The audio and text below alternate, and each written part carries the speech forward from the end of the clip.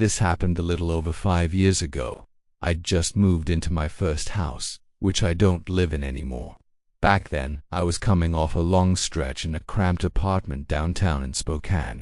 The location was convenient, sure, but I'd grown really tired of the constant traffic noise, the crowded sidewalks, and that feeling that you could practically hear your neighbors breathing through the walls. I wasn't a kid anymore, and I was just ready for something quieter.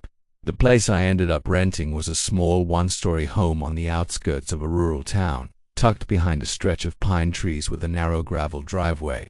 There's honestly not much else to say about it because it wasn't much to begin with. Just 2 small bedrooms, a seriously outdated kitchen, and a cramped bathroom. But it was peaceful. My nearest neighbors were a good ways down the street, completely out of sight and definitely out of earshot. Finding a job out there was probably the most frustrating part of the whole experience, but I was eventually able to land one. Between the long hours and just the general exhaustion, I didn't have much of a routine. I mostly lived off takeout and kept to myself. I had no social life to speak of, which, to be honest, I didn't mind one bit. This particular night happened in late October. I had just gotten home from work, maybe around 9:45 or so. It had been a long day, one of those mentally draining shifts where all you want is food and a quiet place to sit down. So, I kicked off my boots, changed my clothes, and ordered Chinese from a spot I'd used a few times before. Back then, there weren't any delivery apps that serviced that area, so your options for food were pretty limited. It purely depended on which places were willing to drive all the way out to you. It was sometime just after 10 o'clock when the doorbell rang. I remember thinking, damn, that was fast. I walked to the front door and looked through the peephole. There was a guy standing there wearing a hoodie and jeans, with his hands shoved deep into his pockets, but he didn't have any food with him. No bag, no receipt, nothing that even remotely screamed delivery driver. I really should have caught on to what was happening a lot sooner, but my brain was operating on low power and I just wasn't thinking straight. Against my better judgment, I cracked the door slightly open, keeping the chain on. I asked him if he was here with the food. He paused for a couple of seconds, then just nodded, saying something about wanting to double-check the order first before grabbing it from his car. And that's when I finally came to my senses. I told him, flat out, that if he didn't bring the food to the door, I was going to call the police.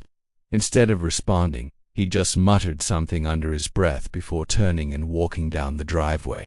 I watched him until he disappeared completely into the darkness, the whole time thinking about whether or not I should say something. I decided against it, which I still think was the smart thing to do. Either way, though my gut was churning at that point, I shut the door, locked it tight, then grabbed my phone and called the restaurant.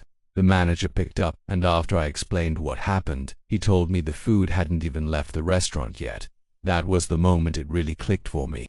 Whoever had just been at my front door was some stranger with the intention of robbing the place, or doing something even worse. God knows what. I called the non-emergency police line and reported what had happened. The dispatcher advised me to stay alert and said they'd noted it for patrol. It wasn't urgent enough for an immediate response, but it was enough to get logged, which I figured was fair since nothing actually happened. And in all likelihood, the guy had probably just left the area. About 20 minutes later, the actual delivery guy pulled up. I took the food and paid him, and that was that. I was relieved, thinking the weirdness was over for the night. Around 11:30, I was in the living room watching TV with the lights off when I heard a noise. It was a faint scraping sound, and it was coming from the back of the house. I immediately muted the TV and froze, trying to be as quiet as possible, just listening. After a few agonizing seconds of complete silence, I heard the scraping sound again. It was definitely coming from the back door. I was absolutely sure of it.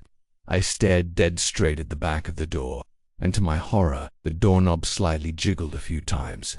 Someone was testing it. Without another thought, I quietly called 911 and whispered to the operator what was happening.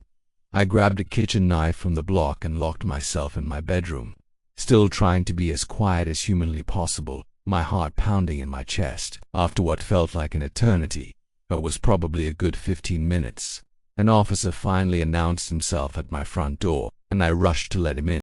The police did a full search of my property and the surrounding area. No one was in sight. Despite that, one of them pointed out something near the back door. Fresh pry marks. It looked like someone had tried to wedge something under the lock, probably a flathead screwdriver or some kind of pocket tool. I gave them my statement and connected it to what had happened earlier that night with the fake delivery driver. They said patrols would be increased temporarily, but other than that, there was really nothing they could do. As much as that answer dissatisfied me, I had no choice but to accept it and try to move on. I'd be lying if I said I slept soundly after that night. But the next few days passed without any incident. I kept telling myself there was no way that guy would return after getting the police called on him twice.